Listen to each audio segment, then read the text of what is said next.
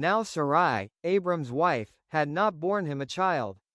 But she had an Egyptian slave whose name was Hagar. So Sarai said to Abram, Now behold, the Lord has prevented me from bearing children. Please have relations with my slave, perhaps I will obtain children through her. And Abram listened to the voice of Sarai. Then Sarai, Abram's wife, took Hagar the Egyptian, her slave, and gave her to her husband Abram as a wife. This was after Abram had lived 10 years in the land of Canaan. He had relations with Hagar, and she conceived, and when she became aware that she had conceived, her mistress was insignificant in her sight. Then Sarai said to Abram, May the wrong done to me be upon you. I put my slave into your arms, but when she saw that she had conceived, I was insignificant in her sight. May the Lord judge between you and me. But Abram said to Sarai, Look, your slave is in your power.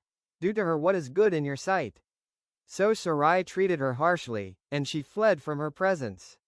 Now the angel of the Lord found her by a spring of water in the wilderness, by the spring on the way to Shur. He said, Hagar, slave of Sarai, where have you come from and where are you going? And she said, I am fleeing from the presence of my mistress Sarai. Then the angel of the Lord said to her, Return to your mistress, and submit to her authority. Moreover, the angel of the Lord said to her, I will greatly multiply your descendants so that they will be too many to count. The angel of the Lord said to her further, Behold, you are pregnant, and you will give birth to a son, and you shall name him Ishmael, because the Lord has heard your affliction. He will be a wild donkey of a man, his hand will be against everyone, and everyone's hand will be against him, and he will live in defiance of all his brothers. Then she called the name of the Lord who spoke to her. You are a God who sees me, for she said, Have I even here seen him who sees me? Therefore the well was called Beer-lahai-roi, behold, it is between Kadesh and Beard.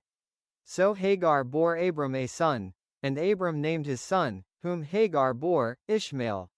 Abram was 86 years old when Hagar bore Ishmael to him. Genesis chapter 16. Verses 1 to 16 complete. Chapter 17 is coming. Thumbs up, like, speech balloon, comment your takeaway, repeat button, share to spread the word. See you in the next chapter.